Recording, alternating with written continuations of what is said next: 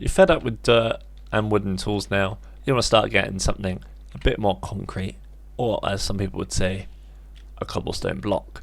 So this is all you're going to need to do. You need to get some wood, and you need to make some of these lovely slabs, and there you go. You've got 3 slabs in a crafting table to make a drying rack. You're actually going to want 8 of these if you want to be as quick as possible.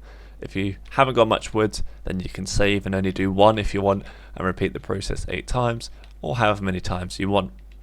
You're going to go ahead and you're going to put 4 pieces of wood, just like so, and you're going to grab your dirt acorns.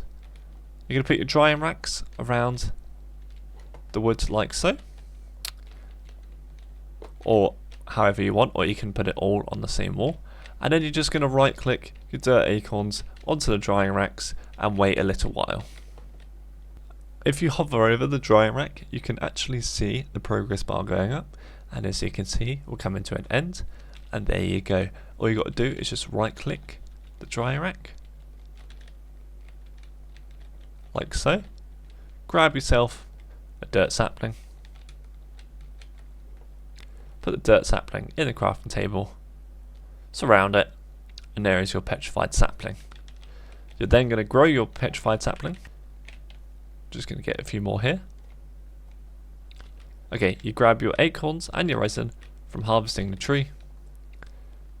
You search up cobblestone, and then you can make cobblestone. There you go. And obviously by using your hook, you can have more petrified saplings to grow.